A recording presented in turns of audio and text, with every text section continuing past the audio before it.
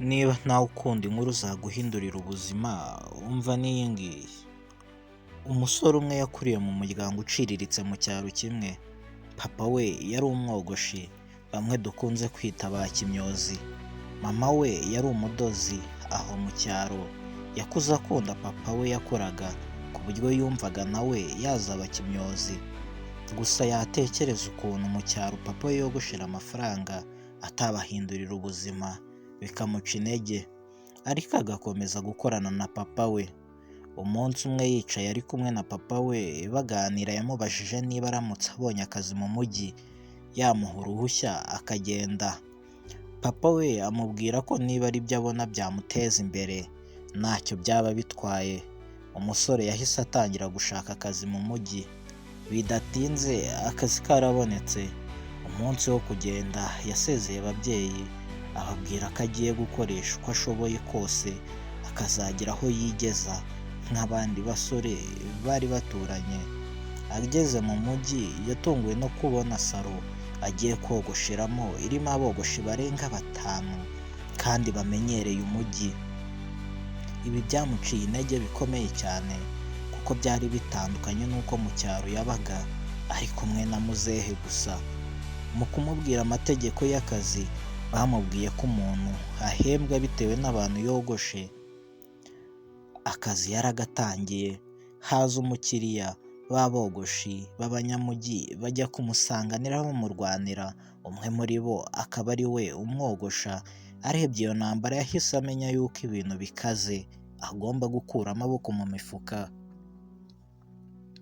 Umunsi wa mbere yatashye nta muntu n'umwe yogoshe, umunsi utari woroshye kuri uwo musore. Umunsi wa kabiri yogoshe umuntu umwe gusa. Hashize ibyumweru 2 boss yaje guhemba. Arebye igihe amaze n'amafaranga ahembwe, ahita azinga yisubirira mu cyaro, kuko amafaranga yari ahembwe ntacyo yari kumumarira. Ahageze atekerereza umusaza uko byamugendekeye. Umusaza yamubajije niba abo bandi bakoranaga bo babonaga amafaranga menshi. Umusore yamusubije yuko bo bayoresha ibitiyo. Umusaza aramubwira ati, utambwira ko ugiye gutsindwa urugamba witangirije wowe ubwawe. Genda uryame uruhuke, ejo ndaguha impamba usubire mu kazi. Impamvu wavuye hano ni uko wabonaga ko hari ibyo utazahabonera, kandi impamvu wihutiye kugaruka ni uko utari umenyereye ubuzima n'abantu. Muzehe yakomeje agira ati, intsinzi ntago izigera igera ku bantu barekura vuba, kandi mu buzima icyo usabwa ni ugukora ibyawe neza witonze nta guhubuka, ubundi ugategereza. Ikindi kandi kuba abo mukorana bakoresha akavuyo, wowe uzakoresha umutuzo, kuko nushaka gukoresha tekinike zabo uzahora utsindwa, kuko bo barabimenyereye. Nusubira mu kazi ntukarebe ngo abandi bari gukora ibiki.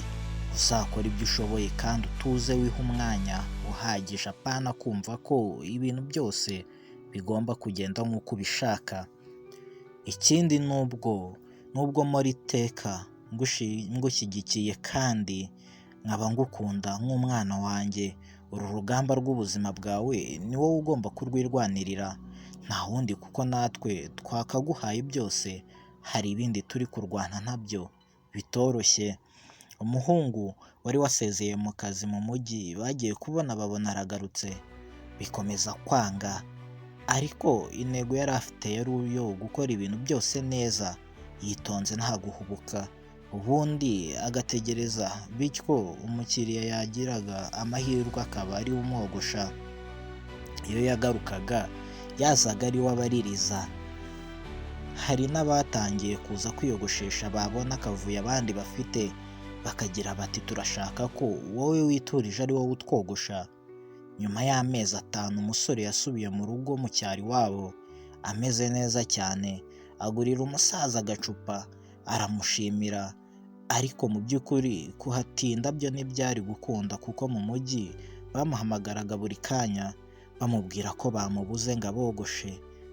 Inama y'umunsi, isomo wakura nk'ibi bintu: mu buzima uzige guhatana, ukoresheje tekinike zawe kuko nazo zishobora gutsinda cyane. Ikindi kandi uzakore uko ushoboye kandi ukora ibyo ushoboye byose nta guhubuka, ubundi utegereze. Mwifurije kuba umutsinzi no kudacika intege vuba, wowe usomye cyangwa se wowe wumvishe kino cyegeranyo njye wakibagezagaho ndi Mr. Lonje, loud and clear. Ntugende udakanze subscribe.